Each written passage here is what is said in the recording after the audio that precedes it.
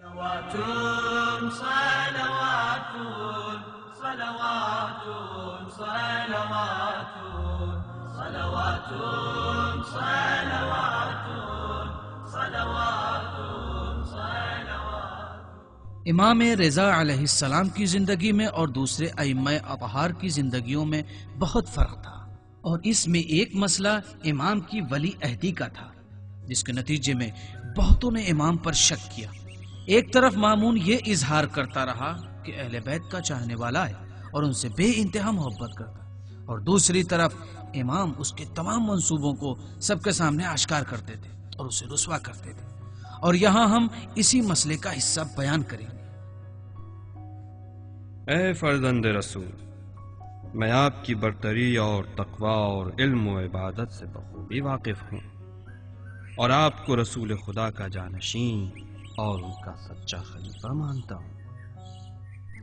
امام نے فرمایا، میں خدا کی بندگی پر ناز کرتا ہوں اور خدا سے چاہتا ہوں کہ مجھے اس دنیا کے شر سے دور رکھے اور مجھے اطاعت کرنے کی توفیق عطا کرے، جو انسانوں کی نجات اور آزادی کا ذریعہ ہے۔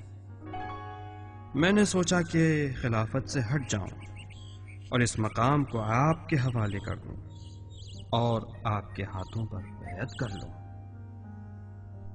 امام نے فرمایا، اگر خلافت اور حکومت کو حقیقتاً خدا نے تمہیں عطا کیا ہے اور تم باحق خلیفہ ہو تو تم اس سے دوری اختیار نہیں کر سکتے اور اس سے کنارہ کشی کر کے اسے کسی اور کو سونپ نہیں سکتے، اور اگر یہ خلافت تمہاری نہیں ہے تو وہ چیز جو تمہاری نہ ہو اسے دوسروں کو کیسے عطا کر سکتے؟ اے فرزند رسول، آپ کو مجھ سے اس خلافت کو قبول ہی کرنا پڑے گا۔ امام نے فرمایا، میں اس کام کو ہرگز قبول نہیں کروں گا۔ اگر حکومت اور خلافت قبول کرنا نہیں چاہتے اور میرے ہاتھوں پر بھی بیعت کرنا پسند نہیں کرتے تو کم سے کم ولی عہدی قبول کر لیجئے، تاکہ میرے بعد آپ خلیفہ اور حاکم بن سکیں۔ امام نے فرمایا، خدا کی قسم، میں نے ایسی خبر اپنے والد سے سنی کہ انہوں نے اپنے والد اور رسول خدا سے سنی کہ فرمایا کہ تم مامون سے پہلے زہر پلا کر قتل کیے جاؤ گے، اور زمین و آسمان کے فرشتے مجھ پر گریہ وزاری کریں گے، اور ہارون کے قبر کے پاس میری لہد بنے گی۔ اے فرزند رسول، کون آپ کو مار سکتا ہے یا آپ کے ساتھ ذرہ برابر بھی بے احترامی کی جرأت رکھ سکتا ہے جبکہ میں ابھی زندہ ہوں؟ امام نے فرمایا، اگر چاہوں تو بتا سکتا ہوں کہ کون میرا قتل کرے گا۔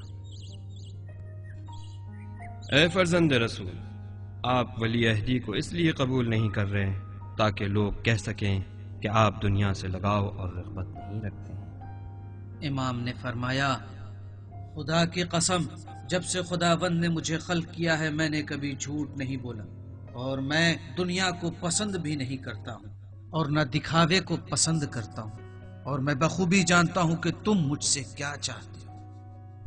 میں آپ سے کیا چاہتا ہوں؟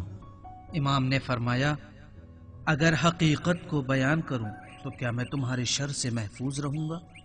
جی فرزند رسول، آپ امان میں ہیں۔ پھر امام نے فرمایا، اگر میں ولی عہدی کو قبول کروں تو تم لوگوں سے کہو گے کہ دیکھو علی ابن موسیٰ دنیا سے بے توجہ اور بے رغبت نہیں ہے، اور انہوں نے ولی عہدی کو اس لالچ میں قبول کیا ہے تاکہ مامون کے بعد خلیفہ مسلمین بن سکے۔ آپ ہمیشہ وہی کہتے ہیں جو مجھے پسند نہیں۔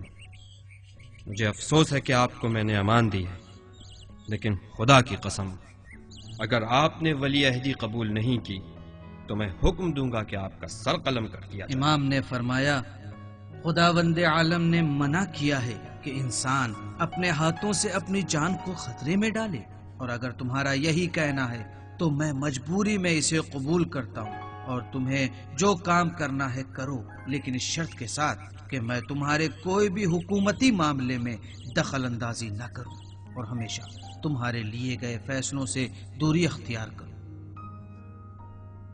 مامون نے اس جلسے میں اپنے آپ کو رسوا کیا، لیکن ابتداً امام کے مقابلے میں کیسے اپنی ناتوانی کا اظہار کیا، لیکن کچھ ہی وقتوں کے بعد اس میں اتنی جرأت پیدا ہو جاتی ہے کہ امام کو ہی قتل کی دھمکی دے دیتا ہے، اور امام مجبوری میں ولی عہدی کو قبول کر لیتے ہیں۔